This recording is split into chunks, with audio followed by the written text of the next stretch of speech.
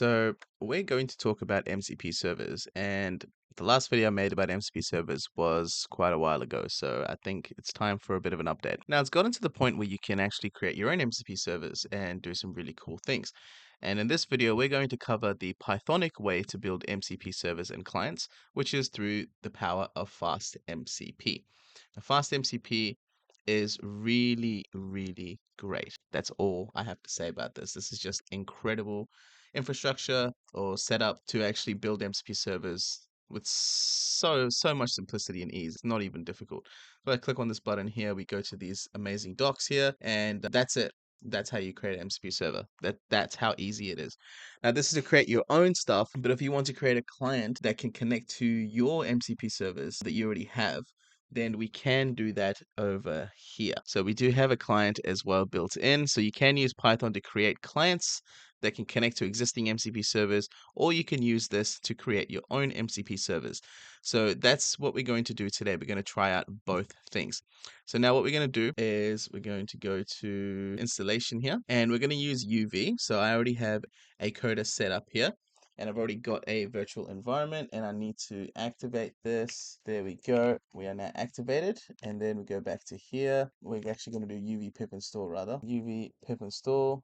Bang, there we go. Okay, let's do the background tasks as well because we want that. Perfect, and we can verify the installation by entering in this command, and we're going to do exactly that now. Well, once it's installed. So really, this is designed to create MCP servers and connect to servers through any kind of system. And what you do is you create or you build a client, or rather you build your MCP service here, and then you remember from my previous video, you use this system here called MCPO, which allows you to connect MCP tools as Open API compatible servers, which is what is the requirement for safe and secure tool calling on OpenWebUI. So what you do with this is once you have created your server, which is what we're going to do now, you just run this command and you replace this command with the name of your file here. So let's just test if that's working first of all. Should be good to go. Yes, we're good. Yep, we are good. Excellent. Now, once your server is built, you just replace this with your Python file name. So in my case, we're going to put in, let's go with, I don't know, test.py, right? So I would replace that with test.py here, and then that's it. My MCP server would have started. I would have done some incredible things, and we can have a good time. So let's get a basic MCP server up and running here. We're going to go off the system. So what we're going to do is go from FastMCP, import FastMCP, and then my MCP server is going to be called like, share, and subscribe. Smiley face there as well, so you have to do it. Cool. So now we're going to add a tool, and all it's going to do is it's going to say hello, and it's going to find out my name, and then it's going to potentially do it. So all you do once you've done that is paste in this, which is if name equals main, mcp.run, pretty standard Python stuff. And that's it. You've built your MCP server. It is done. That is done. Now, if you wanted to run this as a HTTP, you just have to change this to transport HTTP, and then you'll be able to access it via the MCP URL. So in fact, I might do that for myself here. Transport HTTP, and we'll go port will be 1232. Excellent. That was my bad. So I need to put some strings around that. Now we should be all good to go. So if I just run that, there you go. So the server is now fully running. The like, share, and subscribe server is up and running with transport HTTP. And if I click on this URL, I'll be able to see that it is an error because we need to do an actual event with it. So let's actually connect this to our MCP servers that we have here. Type is HTTP, and there we are, accepted. So yes, there we go. Great, sweet. So my name is Hamish from ATech. Can you use the server to test it out?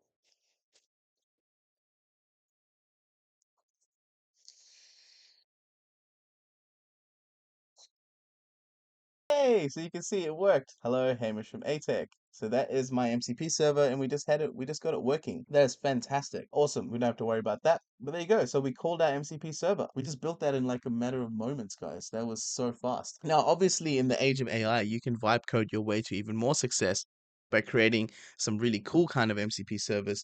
We could do that in this video, but let's see what else we can do with this. Let's create a client as well while we're here. So we'll go with client.py, and now let's make an MCP server client so we can get that up and running as well. We shall copy this code and we'll modify this slightly for our use cases. Now we have a client, right? And now this is going to be the MCP server. So what we're going to do is we're going to paste this in here. We're going to see if we can use our own client to connect to our MCP server. And we go pi client.py. Let's see if we can connect to our own MCP server. But there we are, guys. Literally in the space of 10 minutes, we've created our own MCP server, and we also created a client that can connect to our MCP server. So what is this local Python script? So that's to connect local Py. Oh, I see. I misunderstood that. So if you want to connect a HTTP servers, you do that. If you want to use local Python scripts as MCP servers, that's what you do.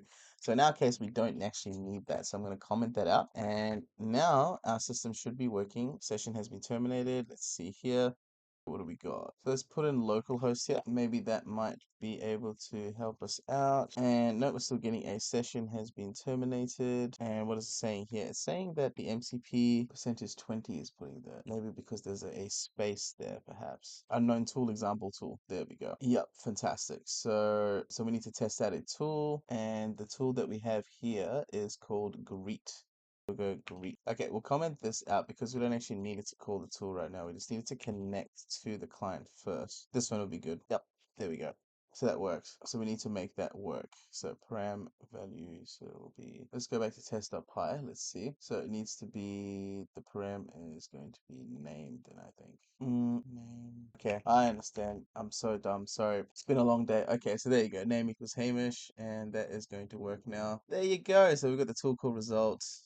And hello Hamish is there. So perfect. That is now done. That's wonderful. So okay, let's make a very simple MCP server as a matter of fact. So what we'll do from Ollama import chat, and we'll go here and MCP tool def ask AI. Okay, and it's gonna be question. All right, response equals chat model. It's going to be GLM5 cloud role user content. Don't need to give it a system message. That's fine. Here we go. So now we should have a tool that will allow we go return response. Cool. I think that should be all good. So we should be able to return the response there. And now the AI model should be, oh, sorry, the MCP server should be able to actually call this other tool as well. So let's see if that is the case. Just turn that off and on. Yes, we do have an Ask AI tool now. Okay, sweet. Let's see if we can get it to ponder the meaning of life. There we go. Look at that. So now we've just made a MCP server that can ask a larger model, perhaps, what the meaning of life is. Fantastic little MCP server there. Now, what if you want to connect this to OpenWebUI? That is another major question I get asked all the time. This is the command that I'm going to use to run it. Of course, you need to go through the documentation here from MCPO to double, triple check which one is going to be applicable in your case, because you can do this through Docker and a bunch of other ways as well. So I would highly recommend you come to this repository and just double check which command you need to run. In my case, it's going to be UVX MCPO with the port and the server type set, and the link to our running MCP server. I'm going to click this button, and there we go. Just like that, we are now running our MCP server through OpenAPI standards. So if I go to my web UI here, and I go to my external tools, and this is 4555.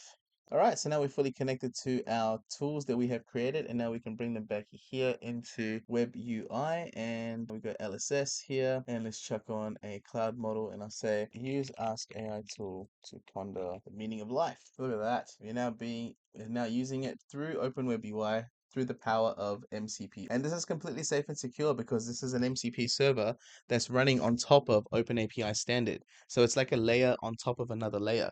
This is the most secure way you can actually run MCP servers, to be very honest with you. As you can see here, we are now running it no problems at all. And this is our own MCP service that we have created. So yeah, the world is your oyster.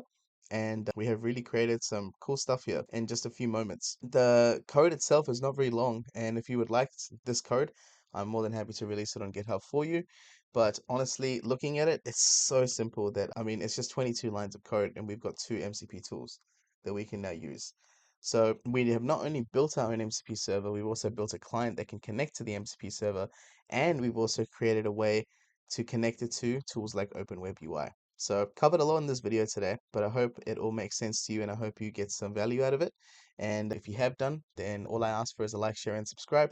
and potentially consider becoming a paid member in our community on YouTube or on Skool as well. All right, so I think that's it for me. MCP servers are really cool, and the fact that you can make them yourself and they're so simple to make, we should really be using it a lot more. One thing I didn't mention as well is that if you wrap the MCP.tool decorator around any existing Python function, it automatically makes it a tool. As you can see here, I didn't have to put anything extra into it. I just had to create the Python function, and that's it. All I did was add mcp.tool, and that is now automatically created in MCP server. We'll see you in the next one. Thank you so much for watching.